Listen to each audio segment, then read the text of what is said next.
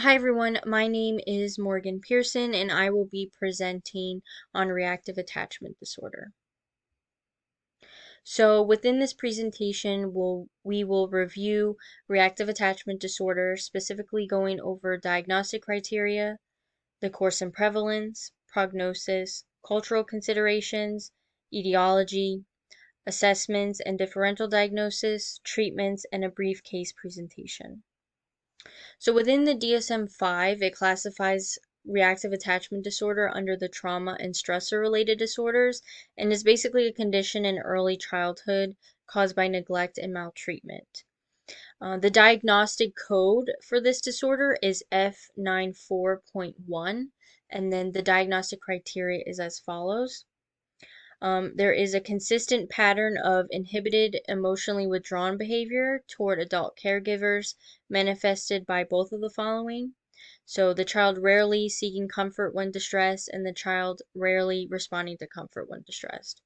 A persistent social and emotional disturbance characterized by at least two of the following: minimal social and emotional responsiveness to others, limited positive affect, and episodes of unexplained irritability, sadness, or fearfulness that are evident even during non-threatening interactions with adult caregivers. Also, the child has experienced a pattern of extremes of insufficient care as evidenced by at least one of the following. So, social neglect or deprivation in the form of persistent lack of having basic emotional needs of comfort, stimulation, and affection met by caregiving adults.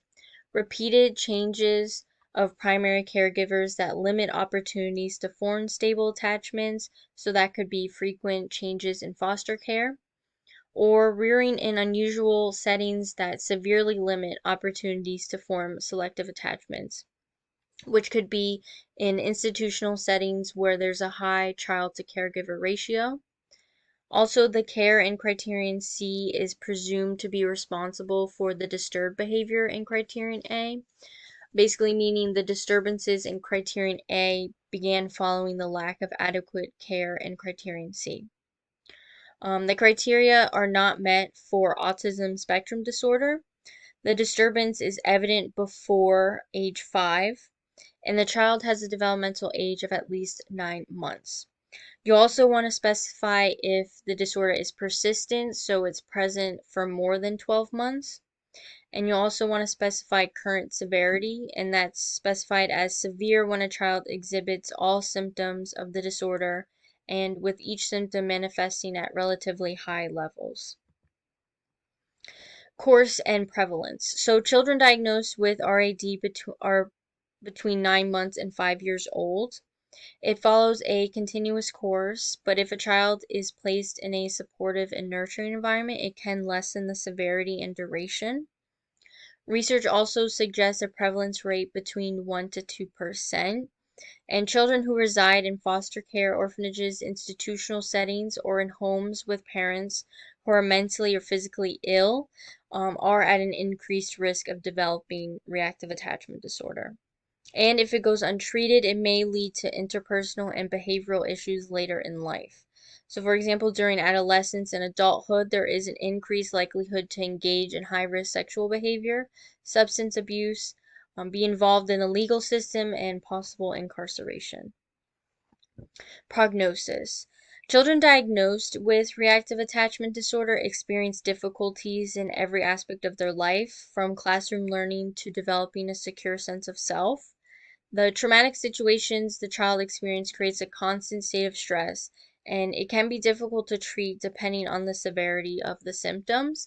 However, with early diagnosis and intervention, those with this disorder can have positive treatment outcomes, and some research has suggested that once a child is removed from the non-nurturing environment, their symptoms are likely to decrease. Also important is parent education and support when treating this disorder, and it's especially important for parents who are adopting children from state custody or overseas orphanages. Some cultural considerations. So, neither gender nor ethnicity alone are risk factors for developing reactive attachment disorder.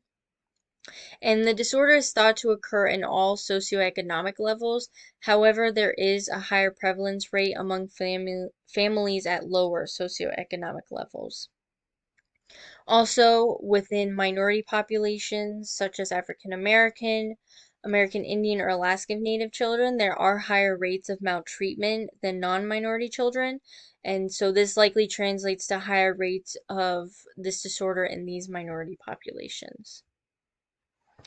Next, a brief history and the etiology. So, attachment theorists Bowlby, Ainsworth, and Spitz have helped inspire research in early childhood development and the connections between attachment and emotion regulation. For example, in 1945, Spitz was researching the concept of maternal deprivation, and this was similar to Bowlby and Dennis's research in that they were looking at the child-parent interaction, and most notably, the parent they were referring to was the mother. And they basically concluded that adverse effects on a child's development and the lack of interaction between the primary caregiver and the child when it comes to bonding and attachment formation is the main cause for reactive attachment disorder. And then also noted in Harris's research and how the environment affects the hormone levels of children, they found that some hormone levels were measured higher and others were lower when in a situation where the child parent interaction is not nurturing. For example, they measured different stress hormones and found children in non nurturing environments had lower levels of these hormones that help them deal with stress. So, in that case, they were more likely to develop this disorder. So basically, overall, young children who grow up in an environment where their needs are not being met and they do not form a connection with a caregiver, is the basis for how and why a child can develop this disorder. And then, because of this research and research evidence of institutionalized children, reactive attachment disorder was first introduced in the DSM-3 in 1980. Over time, the criteria has been revised. In the DSM-3 revision, the disorder was divided into two subtypes, inhibited type and disinhibited type. And these two subtypes were kept in the DSM-4 along with more distinct criteria to help with diagnosis. However, later in the DSM-5, the subtypes were removed, and disinhibited type was separated to be a new disorder called disinhibited social engagement disorder, and this further helped the criteria to make an appropriate diagnosis of reactive attachment disorder. Overall, there is limited research, and many of the research studies I found took place many years ago, as you can see, like in 1945, the 80s and 90s, and even the early 2000s. So there is a need for more research to be conducted.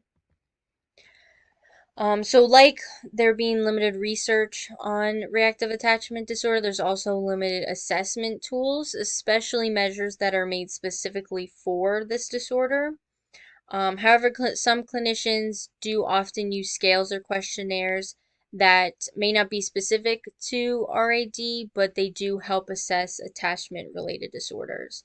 And when making a diagnosis, clinicians will use a multitude of approaches, incorporating scales, questionnaires, and extensive observations and interviews of both the child and the primary caregiver.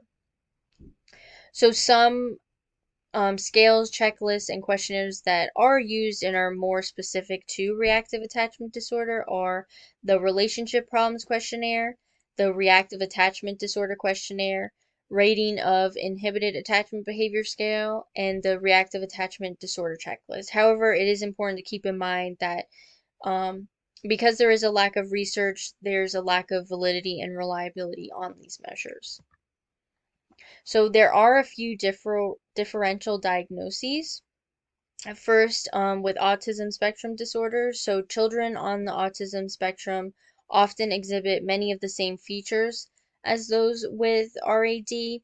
However, a limited interest in things, sensory processing difficulties, and being rigid in routines are symptoms that are specific to autism spectrum disorder, and you're less likely to see those in children with reactive attachment disorder. Also, intellectual developmental disorders. So, developmentally delayed children with a cognitive age of 7 to 9 months will have selective attachments regardless of what their actual age is. But in contrast, children with reactive attachment disorder show a lack of preferred attachment despite reaching a developmental age of at least 9 months. And then lastly, depressive disorders. So depression in young children can also be associated with the lack of positive affect. However, young children with depressive disorders will still seek and respond to comforting efforts by their caregiver versus children with RAD, they're not going to respond um, or reciprocate any type of um, comforting act.